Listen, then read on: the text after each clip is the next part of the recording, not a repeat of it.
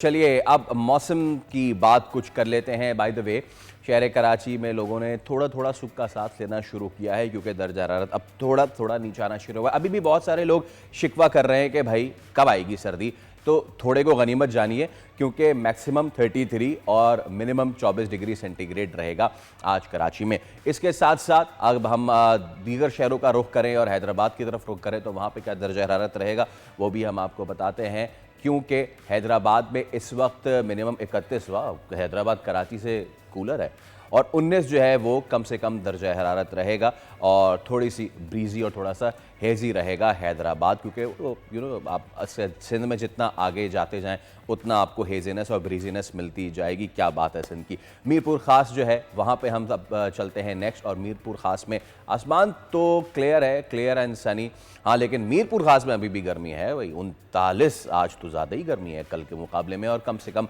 22 degree centigrade रहेगा। नवाब शाह में भी सूरज जो है वो पूरी आबोताब के साथ निकला हुआ है, कम से कम 21, ज़्यादा से ज़्यादा 39 डिग्री रहेगा। लाड़काना में भी यही सिचुएशन है, तो कराची वाले जितने आप कर रहे थे शिकवे शिकायत, जाके पूछे लाड़काना और मीरपुर ख़ास वालों से जिनके यहाँ 39 और 38 ज़्यादा से ज़्यादा दर्जा हरारत है और कम से कम 21 है। चलिए गवादर चलते हैं और गवादर में होगा बिल्कुल क्लियर स्काई। यहाँ पे कम से कम दर्जा हरारत 25, ज़्यादा से ज़्यादा 30 रहने का इम्कान है।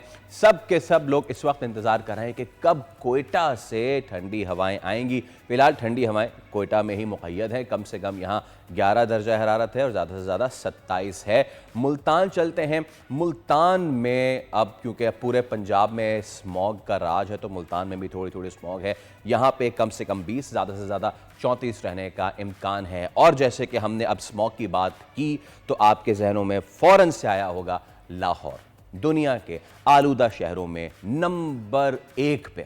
यहाँ पे वैसे तो दर्जा हरारत कम से कम 19 और ज़्यादा से ज़्यादा 31 है, लेकिन स्मॉग एक बहुत बड़ी और ख़राब सूरत हाल है।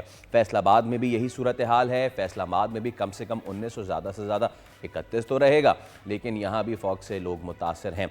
चलिए अगर आप मौसम बदलना चाहते हैं, हवा पानी तब्दील करना चाहते हैं, डॉक्टर आजकल मशवरा देना बंद कर चुके हैं कि जी हवा पानी तब्दील करने के लिए छुट्टी पे चले जाएं, मिलती नहीं है। इस्लामाबाद में मतला रहेगा अबर आलूद और वहाँ पे कम से कम दर्जा हरारत 17 और ज़्यादा से ज़्यादा 28 डिग्री सेंटीग्रेड होगा। और जो खुशकिस्मत हैं जिनको मिल जाए वो इस्लामाबाद में क्या करें, वो थोड़ा सा आगे मरी चले जाएँ, क्योंकि मरी में आ गई है ठंड, कम से कम 4, ज़्यादा से ज़्यादा 16 ठंड की बात कर रहे हैं तो पेशावर लेके चलते हैं। पेशावर में भी मौसम बहुत अच्छा हो चुका है और कम से कम यहाँ 18, ज़्यादा से ज़्यादा 28 है।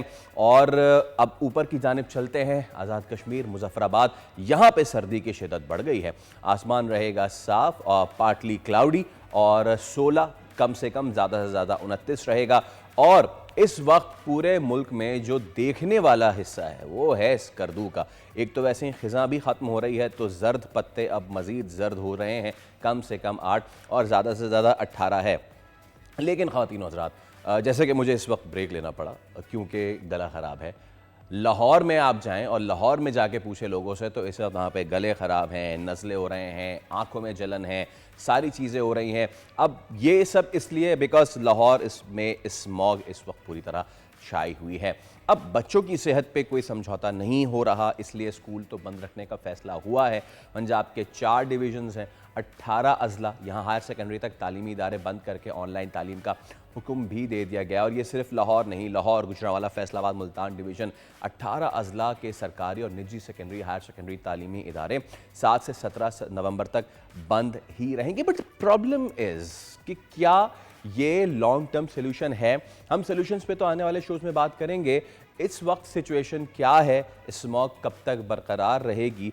हमारे साथ मौजूद हैं चीफ मेट्रोलॉजिस्ट सरदार सरफराज साहब। सरदार साहब अस्सलामु अलैकुम, a very good morning from Karachi. Karachi से अगर हम आगाज़ करें तो फाइनली मुझे तो फील हुआ कि आ वेरी गुड मॉर्निंग है, क्योंकि टेम्परेचर थोड़ा थोड़ा अब बेहतर होता जा रहा है।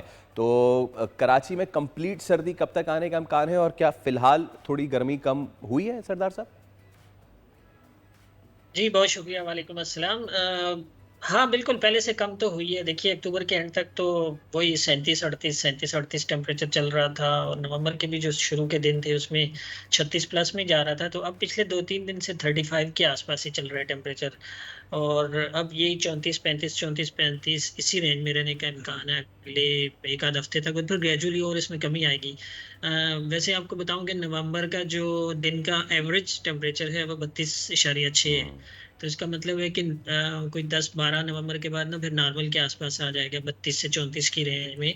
15 नवंबर के बाद बिलखसूस रहने का इम्कान है। और इसी तरह से जो रात के टेम्परेचर अभी भी हाई चल रहे हैं, लेकिन पहले तो आपने नोट किया होगा इसके अक्टूबर के एंड तक या नवंबर के बिल्कुल जो शुरू के 2-3 दिन थे उन तक तो वो 26, 27, 28 उस रेंज में चल रहे थे।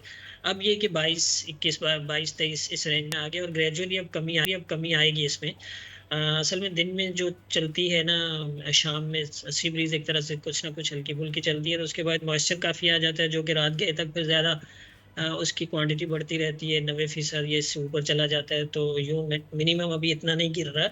जब ये ड्राई विंड हो जाएगी कंप्लीटली, होपफुली के नवंबर के मिड के बाद या 20 नवंबर के बाद आप कह सकते हैं, तो फिर उसमें रात के टेम्परेचर में भी कमी आएगी। फिर खुनक रातें आपको नवंबर में एक तरह से हल्की फुल्की खुनकी रात में और सुबह में फिर देखने को मिल सकती है। लेकिन बाकायदा सर्दी तो आपको पता है कराची में जी। मिड ऑफ दिसंबर के बाद ही जाकर आती है, उससे पहले तो कोई खास नहीं आया करती। वो तो सरदार साहब, ये है हम सिचुएशन। कराची वाले थोड़े को भी गनीमत जानते हैं ना, तो बस हम ये समझ लेते हैं कि 20 के बाद जो है हम थोड़ी थोड़ी सर्दी एंजॉय करना शुरू कर देंगे। अब ज़रा लाहौर का रुख करते हैं। लाहौर समेत बशमूल पंजाब स्मॉग का राज फ़िलहाल बरकरार है। मुझे इत्तफ़ाक़ हुआ लाहौर जाने का पिछले वीकेंड में, और यकीन करिए कि बीइंग अ कराची आइट हमें तो पॉल्यूशन के आदी हैं, लेकिन लाहौर जाके मुझ कराची वाले जिसको पॉल्यूशन का आदी है उसको भी आंखों में जलन का मसला हो गया। तो स्मॉग का एक बहुत बड़ा इशू है सरदार साहब। हुकूमत अपने तौर पे ये मामलात कर रही है, सारी चीज़ें कर रही है। कब तक ये चीज़ ऐसे ही रहेगी? कब तक लाहौर दुनिया का आलूदा तरीन शहर रहेगा, अगर हम प्योरली मौसम की बात करें तो? देखिए जो असल में ये ऐसा फिनोमेना है ना कि जो आप जो जो इकदामात किए जा रहे हैं, लिए जा रहे हैं, वो चलें, वो भी अपनी जगह ठीक है, लेकिन उससे आप इसको इसकी जो शिद्दत है ना उसको कम नहीं कर सकते अनलेस कि बहुत लॉन्ग टर्म प्लानिंग इसके लिए ना की जाए। यानी आपकी देखिए जो इनकी रिपोर्ट्स है ना उसके मुताबिक सबसे ज्यादा इमिशन ट्रांसपोर्ट के जरिए होती है, 43%। जो मुझे एफएओ की एक रिपोर्ट की फाइंड जो स्टेट्स हैं वो याद है। तो 43% आपकी ट्रांसपोर्ट से, 25% आपकी इंडस्ट्रीज से, और इसी तरह से 20% इसका कंट्रीब्यूशन होता है ये जो आपकी फसलों का जो भूसा भूसा जलाते जी। हैं, और फिर ईंटों के भट्टे। तो इन सब चीज़ों को एक्चुअली जो फॉग सीजन आपको पता है कि अक्टूबर के एंड से शुरू हो जाता है स्मॉग सीजन। तो उसके उससे पहले पहले करने की ज़रूरत होती है कि कंट्रोल किया जाए किसी तरह से। यानी ट्रांसपोर्ट में आप बहुत एफिशिएंट जो यूरो 5 प्लस कोई एक क्वालिटी होती है फ्यूल की, अच्छा फ्यूल इस्तेमाल हो।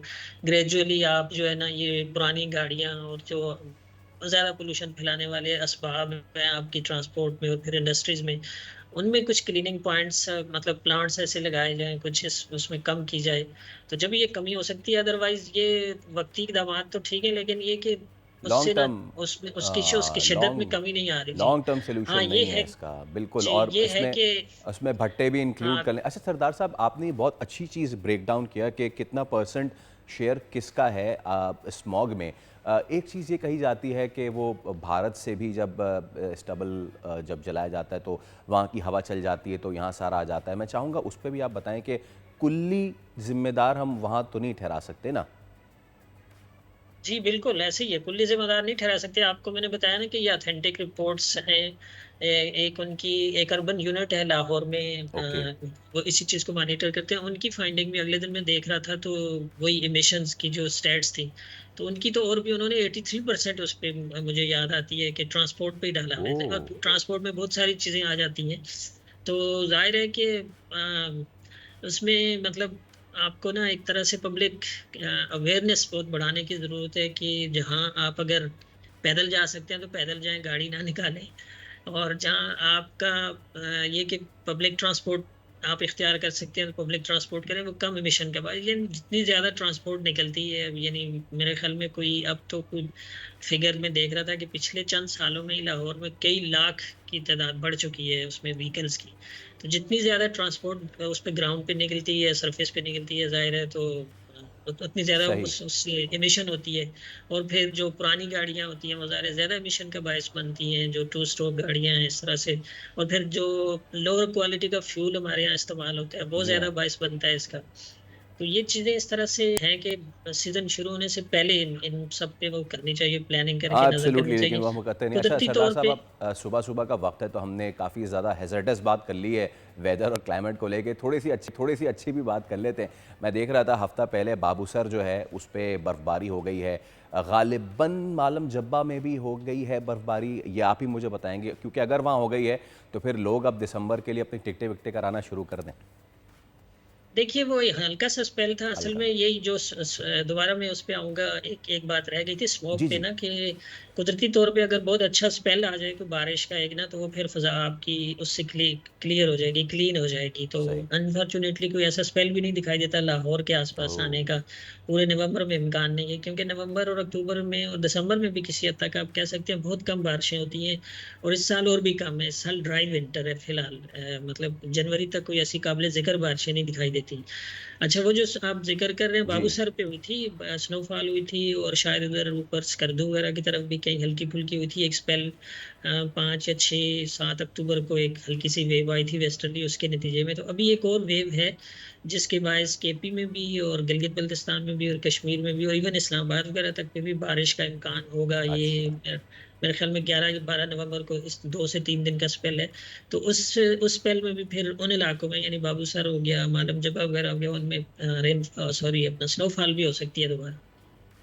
ऑल राइट, बहुत शुक्रिया चीफ मेट्रोलॉजिस्ट थैंक यू सरदार जी। सरफराज साहब हमारे। तो एक बहुत ही अहम बात जो सरदार साहब कह गए हैं वो ये कि यकीनन भारत से जो हवाएं आती हैं और अपने साथ धान की फसल जला के लाती हैं, उसकी बाक़ियात, तो उससे हमारी फ़िज़ा जो है वो आलूदा ज़रूर होती है, लेकिन इसके लिए हम कितना कितना ज़िम्मेदार हैं ग़ालिबन we need to put this over here, और हम इस पे कल ज़रूर बात करेंगे अलॉन्ग विद फैक्ट्स, एंड ये भी आपको बताएंगे कि कितना परसेंटेज कौन ज़िम्मेदार है लाहौर को आलूदगी में नंबर 1 में ले जाने में।